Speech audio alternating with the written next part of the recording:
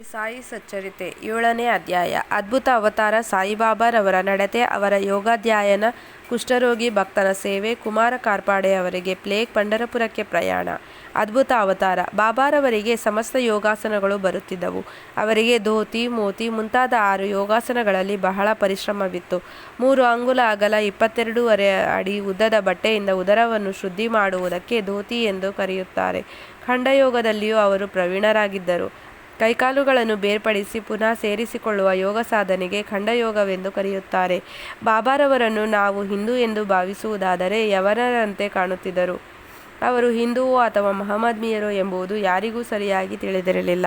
ಹಿಂದೂಗಳ ಹಬ್ಬವಾದ ಶ್ರೀರಾಮನವಮಿಯನ್ನು ಹೇಗೆ ಆಚರಿಸಲೊಪ್ಪಿದರೋ ಅದೇ ರೀತಿ ಮಹಮ್ಮದೀಯರ ಚಂದನದ ಮೆರವಣಿಗೆಗೂ ಸಹ ಒಪ್ಪಿಗೆ ನೀಡಿದರು. ಮಲ್ಲಯುದ್ಧವನ್ನು ಪ್ರೋತ್ಸಾಹಿಸಿ ಬಹುಮಾನ ನೀಡುತ್ತಿದ್ದರು. ಗೋಕುಲಾಷ್ಟಮಿಯ ದಿನ ಗೋಪಾಲಕಾಲ ಸಮಾರಂಭವನ್ನು ನಡೆಸಲೊಪ್ಪಿದರು ಮತ್ತು ಈದ ಮೊದಲಾದ ಹಬ್ಬಗಳಲ್ಲಿ ಮಹಮ್ಮದೀಯರು ತಮ್ಮ ಮಸೀದಿಯಲ್ಲಿ ನಮಾಜು ಮಾಡಲು ಒಪ್ಪಿದರು. ಮೊಹರಂ ಸಮಾರಂಭದಲ್ಲಿ ಮಹಮ್ಮದೀಯರು ಮಸೀದಿಯಲ್ಲಿ ತಾಜಾ ಕಟ್ಟಲು ಸಲಹೆ ಕೇಳಿದ್ದಕ್ಕೆ ಅದಕ್ಕೂ ಸಮ್ಮತಿ ಇತ್ತಿದರು. ನಾವು ಅವರನ್ನು ಮಹಮ್ಮದೀಯರೆಂದು ಕರೆಯುವುದಾದರೆ ಅವರು ಕಿವಿಗಳನ್ನು ಚುಚ್ಚಿಸಿಕೊಂಡಿದ್ದರು. ಹಿಂದೂವೆಂದು ಕರೆಯುವುದಾದರೆ ಅವರು ಯಾವಾಗಲೂ ಮಸೀದಿಯಲ್ಲಿ ವಾಸವಾಗಿದ್ದರು. ಮಹಮ್ಮದೀಯರೆನ್ನುವುದಾದರೆ ಮಹಮ್ಮದೀಯ ಸಂಪ್ರದಾಯಕ್ಕೆ ವಿರುದ್ಧವಾಗಿ ಯಾವಾಗಲೂ ಪವಿತ್ರ ಧ್ವನಿಯಲ್ಲಿ ಅಗ್ನಿ ಉರಿಸುತ್ತಿದ್ದರು.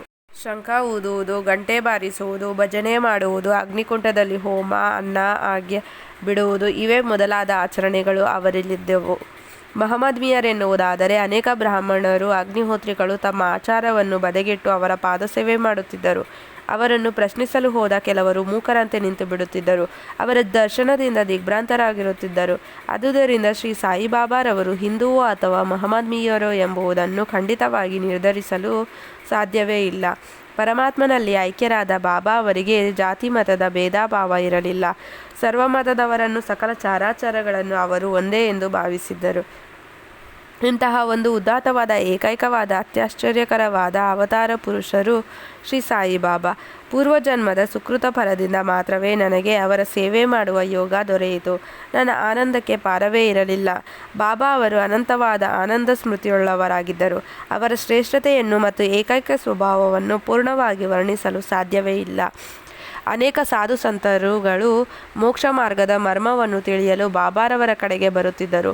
ಅವರು ಸರ್ವರೊಡನೆಯೂ ಕಲೆತು ಸಂಭಾಷಣೆ ಮಾಡಿ ಸೂಕ್ತ ರೀತಿಯ ಸಲಹೆಗಳನ್ನು ನೀಡುತ್ತಿದ್ದರು. ಯಾವಾಗಲೂ ದೇವರು ದೊಡ್ಡವನು ಎಂದು ಹೇಳುತ್ತಿದ್ದರು. ಶ್ರೀಮಂತನಾಗಲಿ ಬಡವನಾಗಲಿ ಎಲ್ಲರಿಗೂ ಒಂದೇ ತರಹದ ಮರ್ಯಾದೆ ಸಲ್ಲುತ್ತಿತ್ತು. ಅವರಿಗೆ ಪ್ರಪಂಚದ ಆಗುಹೋಗುಗಳೆಲ್ಲವೂ ತಿಳಿದಿದ್ದವು. ಅವರು ಜ್ಞಾನದ ಗಣಿಯಾಗಿದ್ದರು. ಆದರೂ ಏನೂ ತಿಳಿಯದಂಥವರಂತೆ ಕಾಣುತ್ತಿದ್ದರು. ಮನುಷ್ಯರೂಪಿಗಳಾಗಿದ್ದರೂ ಅವರ ಕೆಲಸಗಳಲ್ಲಿ ದೈವಿಕತೆ ತುಂಬಿತ್ತು. ಸರ್ವರು ಅವರನ್ನು ದೇವರೆಂದೇ ಭಾವಿಸಿದ್ದರು. ಸಾಯಿಬಾಬಾರವರ ಆಚರಣೆ. ಬಾಬಾರವರು ಶಿರಡಿಯಲ್ಲಿಯ ಸಮಸ್ತ ದೇವಾಲಯಗಳನ್ನು ದುರಸ್ತಿಪಡಿಸಿದರು. ತಾತ್ಯಾ ಪಾಟೀಲರ ಮೂಲಕ ಶನಿ, ಗಣಪತಿ, ಶಂಕರ ಪಾರ್ವತಿ, ಗ್ರಾಮ ದೇವತೆ, ಮಾರುತಿ ಮುಂತಾದ ದೇವಾಲಯಗಳನ್ನು ದುರಸ್ತಿಪಡಿಸಿದರು. ಅಂತೆಯೇ ಅವರು ಧರ್ಮಿಷ್ಠರಾಗಿಯೂ ಮತ್ತು ದಾನಶೀಲರಾಗಿಯೂ ಇದ್ದರು. ದಕ್ಷಿಣೆಯ ಮೂಲಕ ಸಂಪಾದಿಸಿದ ಹಣವನ್ನೆಲ್ಲ ಒಬ್ಬರಿಗೆ 20 ರೂಗಳು, ಇನ್ನೊಬ್ಬರಿಗೆ 15 ರೂಗಳು, ಮತ್ತೊಬ್ಬರಿಗೆ 50 ರೂಗಳು ಈ ರೀತಿ ಪ್ರತಿದಿನವೂ ಎಲ್ಲರಿಗೂ ಸಂತೋಷದಿಂದ ಹಂಚುತ್ತಿದ್ದರು. ಅದನ್ನು ಭಕ್ತರು ಬಹಳ ಪೂಜ್ಯ ಭಾವನೆಯಿಂದ ಸ್ವೀಕರಿಸುತ್ತಿದ್ದರು. ಎಲ್ಲ ದ್ರವ್ಯವೂ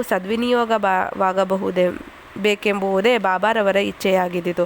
ಬಾಬಾರವರ ದರ್ಶನದಿಂದ ಭಕ್ತಜನರಿಗೆ ಬಹಳ ಲಾಭವಾಯಿತು. ಅನೇಕ ಜನರು ಆರೋಗ್ಯದಿಂದ ದೃಢಕಾಯರಾದರು. ಕೆಲವು ಕುಷ್ಠರೋಗಿಗಳಿಗೆ ಗುಣವಾಯಿತು. ದುಷ್ಟರು ಸನ್ಮಾರ್ಗ ಪ್ರವರ್ತಕರಾದರು. ಯಾವ ಒಂದು ಔಷಧಿಯೂ ಇಲ್ಲದೆ ಅನೇಕ ಕುರುಡರಿಗೆ ಕಣ್ಣು ಕಾಣಿಸುವಂತಾಯಿತು. ಕಾಲಿಲ್ಲದವರಿಗೆ ನಡೆಯಲು ಬಂದಿತು. ಅವರ ಕೀರ್ತಿಯು ದೇಶಾದ್ಯಂತ ಹರಡಿತು. ಅನೇಕ ಯಾತ್ರಿಗಳು ಬಂದು ಬಾಬಾರವರ ಅನಂತ ದರ್ಶನ ಪಡೆದು ಪರಮ ಸಂತೋಷಭರಿತರಾಗಿ ಅಚ್ಚಳಿಯದ ಭಕ್ತಿಯಿಂದ ಹಿಂತಿರುಗುತ್ತಿದ್ದರು. ಬಾಬಾರವರು ಮಾತ್ರ ಯಾವಾಗಲೂ ಮಹಾ ತಪಸ್ವಿಯಂತೆ ದುನಿಯ ಮುಂದೆ ಕುಳಿತಿರುತ್ತಿದ್ದರು. ಮೊದಲು ಬಾಬಾ ಒಂದು ಅಂಗಿ ದೋತರ ಉಟ್ಟುಕೊಂಡು ಬಿಳಿ ಪೇಟವನ್ನು ತಲೆಗೆ ಸುತ್ತಿಕೊಳ್ಳುತ್ತಿದ್ದರು. ಹಳ್ಳಿಯ ರೋಗಿಗಳನ್ನು ಪರೀಕ್ಷಿಸಿ ಔಷಧಿ ಕೊಡುತ್ತಿದ್ದರು. ಈ ವೃತ್ತಿಯಲ್ಲಿ ಅವರಿಗೆ ಜಯವೂ ದೊರೆಯಿತು. ಹಳ್ಳಿಯ ಹಕೀಮರಾಗಿದ್ದರು. ಅವರು ಒಂದು ದಾರುಣವಾದ ರೋಗವನ್ನು ವಾಸಿ ಮಾಡಿದ ಕತೆ ಈ ರೀತಿ ಇದೆ.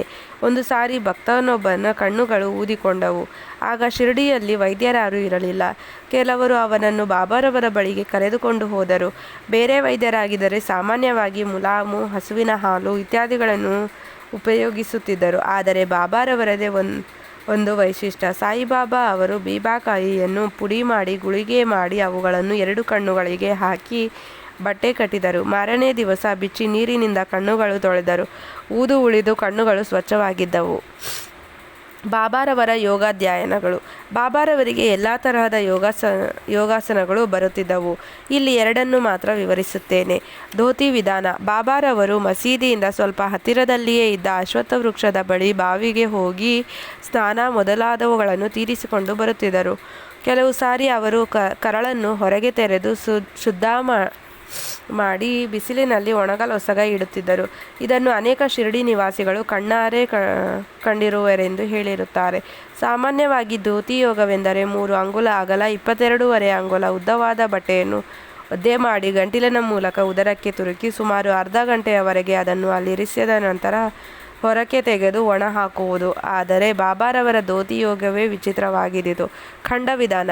ಈ ಯೋಗ ಸಾಧನೆಯಲ್ಲಿ ಬಾಬಾರವರು ಕೈಕಾಲುಗಳನ್ನು ದೇಹದಿಂದ ಬೇರ್ಪಡಿಸಿ ಬೇರೆ ಬೇರೆ ಕಡೆಗೆ ಇಡುತ್ತಿದ್ದರು.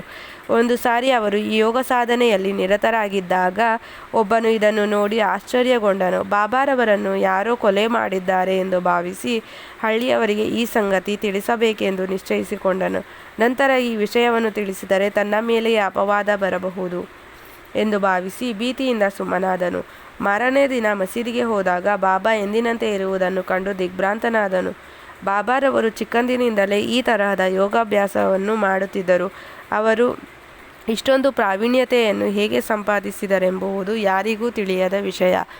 ಅವರು ರೋಗಗಳನ್ನು ಗುಣಪಡಿಸುವುದಕ್ಕೆ ಯಾವುದೊಂದು ಪ್ರತಿಫಲವನ್ನು ಪಡೆಯುತ್ತಿರಲಿಲ್ಲ. ಹೀಗಾಗಿ ಅವರು ಬಹಳ ಜನಪ್ರಿಯರಾದರು. ಯಾವಾಗಲೂ ಜನಸೇವೆಯಲ್ಲಿ ನಿರತರಾಗಿದ್ದರು. ಈ ಕೆಳಗಿನ ಕಥೆಯಿಂದ ಬಾಬಾರವರ ಸರ್ವಜ್ಞತ್ವ ಮತ್ತು ದಯೆ ವೇದ್ಯವಾಗುತ್ತದೆ. ಸರ್ವಜ್ಞ ಮತ್ತು ದಯೆ. ಅಂದು ದೀಪಾವಳಿ ಹಬ್ಬ. ಬಾಬಾರವರು ಎಂದಿನಂತೆ ದುನಿಯಾ ಮುಂದೆ ಕುಳಿತು ಕಾಯಿಸಿಕೊಳ್ಳುತ್ತಿದ್ದರು. ದುನಿಯಲ್ಲಿ ಅಗ್ನಿದೇವನು ಕಾಂತಿಯುತವಾಗಿ ಬೆಳಗುತ್ತಿದ್ದನು. ಕಾಷ್ಟವನ್ನು ದುನಿಯಲ್ಲಿ ಹಾಕುತ್ತಾ ತಮ್ಮ ಕೈಗಳನ್ನು ಸಹ ಅಗ್ನಿಯಲ್ಲಿಟ್ಟರು. ಆಗ ಬಾಬಾರವರ ತೋಳೆಲ್ಲವೂ ಸುಟ್ಟು ಗಾಯವಾಯಿತು. ಇದನ್ನು ಸೇವಕನಾದ ಮಾಧವ ಮತ್ತು ಮಾಧವರಾವ ದೇಶಪಾಂಡೆ ಕಣ್ಣಾರೆ ಕಂಡು ಅವರ ಹತ್ತಿರ ಹೋಗಿ, ಬಾಬಾ ಇದೇನು ಮಾಡಿದಿರಿ ಎಂದು ಪ್ರಶ್ನಿಸಿದರು. ಆಗ ಬಾಬಾರವರು ಅಕ್ಕಸಾಲಿಗನೋರ್ವನ ಪತ್ನಿ ತಿದೆಯೊತ್ತುತ್ತಾ ಕೆಲಸ ಮಾಡುತ್ತಿದ್ದಳು. ಅವಳ ಪತಿಯು ಕರೆದುದರಿಂದ ಮಗುವನ್ನು ಅಲ್ಲಿಯೇ ಬಿಟ್ಟು ಓಡಿ ಹೋದಳು. ಮಗು ಆಟವಾಡುತ್ತಾ ಅಗ್ನಿಯೊಳಗೆ ಕೈ ಇಟ್ಟಿತು. ಆ ಮಗುವನ್ನು ರಕ್ಷಿಸಲೊಸಗ ಕೂಡಲೇ ಈ ರೀತಿ ಮಾಡಿದೆನು. ನನ್ನ ಕರಗಳು ಬೆಂದರೂ ಪರವಾಗಿಲ್ಲ, ಆ ಮಗು ಬದುಕಿಕೊಂಡಿತಲ್ಲ, ಅದೇ ನನಗೆ ಸಂತೋಷ ಎಂದರು. ಪುಷ್ಟಭಕ್ತನ ಸೇವೆ. ಬಾಬಾರವರು ಕೈಸುಟ್ಟುಕೊಂಡ ಘಟನೆ ನಡೆದ ಕೂಡಲೇ ಮಾಧವರಾವ ದೇಶಪಾಂಡೆ ಮತ್ತು ನಾನಾ ಸಾಹೇಬ ಚಾಂದೋರ್ಕರ್ ಅವರು ಮುಂಬಯಿಯ ಪ್ರಸಿದ್ಧ ವೈದ್ಯರಾದ ಶ್ರೀ ಪರಮಾನಂದರವರಿಂದ ಅವರನ್ನು ಚಿಕಿತ್ಸೆ ಮಾಡಿಸಿಕೊಳ್ಳುವಂತೆ ಬೇಡಿದರು. ಆದರೆ ಅವರು ಅದಕ್ಕೆ ಸಮ್ಮತಿಸಲಿಲ್ಲ. ಕೈಸುಟ್ಟುಕೊಂಡಾಗಿನಿಂದ ಕುಷ್ಠರೋಗಿಯಾದ ಬಾಗೋಜೆ ಸಿಂಧೆ ಅವರೇ ಅವರ ಉಪಚಾರ ಮಾಡುತ್ತಿದ್ದರು.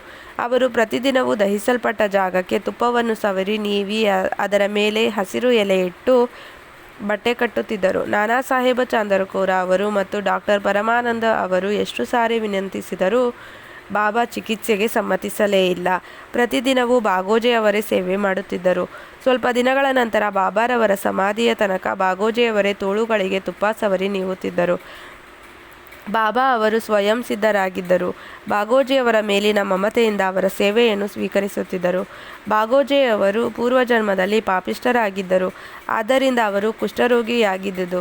ಸಿಂಧೆ ಬಾಹ್ಯದಲ್ಲಿ ಜಿಗುಪ್ಸೆಯಿಂದಲೂ ಅಂತರಂಗದಲ್ಲಿ ಸಂತೋಷಭರಿತರಾಗಿದ್ದರು. ಬಾಬಾ ಅವರ ನಿತ್ಯ ಸೇವೆಯ ಅವಕಾಶ ದೊರಕಿದುದು ಅವರ ಅದೃಷ್ಟವೇ ಸರಿ. ಕುಮಾರ ಕಾರ್ಪಾಡೆ ಅವರಿಗೆ ಪ್ಲೇಗ್. ಇದೊಂದು ಬಾಬಾರವರ ಅತ್ಯಾಶ್ಚರ್ಯಕರವಾದ ಲೀಲೆ.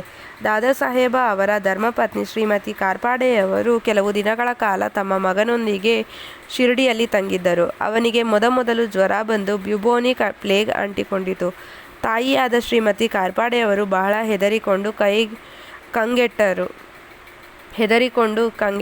ಅವರು ಅಮರಾವತಿಗೆ ಹಿಂತಿರುಗಲೊಸಗ ಬಾಬಾರವರ ಅಪ್ಪಣೆ ಪಡೆಯಲು ಬಂದು ಈ ವಿಷಯವನ್ನು ತಿಳಿಸಿದರು. ಆಗ ಬಾಬಾರವರು ದಯಾಪೂರಿತ ದೃಷ್ಟಿಯಿಂದ ಮೃದುವಾಗಿ, ಗಗನವನ್ನು ಕಾರ್ಮೋಡವು ಆವರಿಸಿಕೊಂಡಿದೆ, ಆದರೆ ಅದು ಹಾಗೆಯೇ ಇರಲಾರದು. ಕ್ರಮೇಣ ಕರಗಿ ಗಗನವು ಸ್ವಚ್ಛವಾಗುತ್ತದೆ ಎಂದು ಹೇಳುತ್ತಾ ತಮ್ಮ ಕಫನಿ ನಿಲುವಂಗಿಯನ್ನು ಮೇಲಕ್ಕೆತ್ತಿ ತಮಗೆ ಆಗಿದ್ದ 3 ಗಂಟುಗಳನ್ನು ತೋರಿಸಿ, ನೋಡು, ನಾನು ಭಕ್ತರಿಗೋಸ್ಕರ ಕಷ್ಟವನ್ನು ಅನುಭವಿಸಬೇಕಾಗಿದೆ. ಅವರ ಕಷ್ಟಗಳೆಲ್ಲವೂ ನನ್ನವು ಎಂದರು. ಈ ಒಂದು ಏಕೈಕವಾದ ಮತ್ತು ಅತ್ಯಾಶ್ಚರ್ಯಕರವಾದ ಲೀಲೆಯನ್ನು ನೋಡಿ ಅಲ್ಲಿ ನೆರೆದಿದ್ದ ಜನಸ್ತೋಮವು ಸಂತರು ಹೇಗೆ ತಮ್ಮ ಭಕ್ತರಿಗೋಸ್ಕರ ಕಷ್ಟವನ್ನು ಅನುಭವಿಸುತ್ತಾರೆ ಎಂಬುದನ್ನು ಮನಗಂಡಿತು. ಸಂತರ ಮನಸ್ಸು ಮೇಣದ ಹಾಗೆ ಮೃದುವಾಗಿರುತ್ತದೆ, ಮೇಲಾಗಿಸದು ಬೆಣ್ಣೆಯ ಹಾಗೆ ಒಳಗೂ ಹೊರಗೂ ಮೃದುವಾಗಿರುತ್ತದೆ. ಅವರು ತಮ್ಮ ಭಕ್ತರನ್ನು ಯಾವುದೇ ಪ್ರತಿಫಲದ ಅಪೇಕ್ಷೆ ಇಲ್ಲದೆ ಪ್ರೀತಿಸುತ್ತಾರೆ ಮತ್ತು ಅವರನ್ನು ತಮ್ಮ ಸ್ವಂತ ಶಿಶುಗಳಂತೆ ಕಾಪಾಡುತ್ತಾರೆ. ಪಂಢರಪುರದ ಯಾತ್ರೆ. ಇನ್ನು ಶ್ರೀ ಸಾಯಿಬಾಬಾರವರು ತಮ್ಮ ಭಕ್ತರನ್ನು ಹೇಗೆ ಪ್ರೀತಿಸುತ್ತಿದ್ದರು, ಅವರ ಆಶೆ ಆಕಾಂಕ್ಷೆಗಳನ್ನು ಹೇಗೆ ಈಡೇರಿಸುತ್ತಿದ್ದರು ಎಂಬುದನ್ನು ಈ ಘಟನೆಯಲ್ಲಿ ಮನಗಾಣುವಿರಿ. ಖಾನಾ ದೇಶದಲ್ಲಿಯ ನಾಂದುರಬಾರದ ಮಾಮಲೆದಾರರಾದ ಶ್ರೀ ನಾನಾ ಸಾಹೇಬ ಚಾಂದರ್ಕೋರ ಬಾಬಾರವರ ಪರಮ ಭಕ್ತರು. ಅವರಿಗೆ ಪಂಢರಪುರಕ್ಕೆ ವರ್ಗವಾದ ಹುಕುಂ ಬಂದಿತು.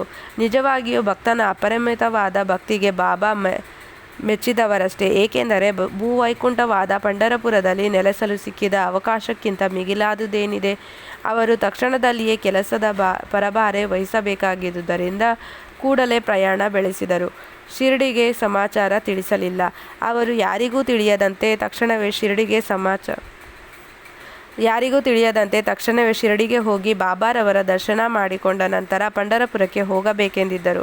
ಅವರು ಶಿರ್ಡಿಗೆ ಹೊರಟಿದ್ದರು. ಯಾರಿಗೂ ತಿಳಿದಿರಲಿಲ್ಲ. ಆದರೆ ಸರ್ವವ್ಯಾಪಿಯೂ ಅಂತರ್ಯಾಮಿಯೂ ಆದ ಶ್ರೀ ಸಾಯಿಬಾಬಾರವರಿಗೆ ತಿಳಿಯದಿರುವುದೇನಿದೆ. ನಾನಾ ಸಾಹೇಬರು ಶಿರ್ಡಿಗೆ ಸ್ವಲ್ಪ ದೂರದಲ್ಲಿಯೇ ಇದ್ದ ನೀಮಗಾಂವ ಸಮೀಪಿಸುತ್ತಿದ್ದ ಕ್ಷಣದಲ್ಲಿಯೇ ಬಾಬಾರವರು ತಮ್ಮ ಜ್ಞಾನದೃಷ್ಟಿಯಿಂದ ಅದನ್ನು ಅರಿತು ಮಸೀದಿಯಲ್ಲಿ ಮಾಳ್ಸಾಪತಿ ಮತ್ತು ಇತರರೊಡನೆ ಸಂಭಾಷಿಸುತ್ತಿರುವಾಗ ತಕ್ಷಣವೇ ಪಂಢರಪುರದ ಬಾಗಿಲು ತೆರೆದಿದೆ. ಈಗ ನಾವೆಲ್ಲರೂ ಭಜನೆ ಮಾಡೋಣ ಎಂದರು.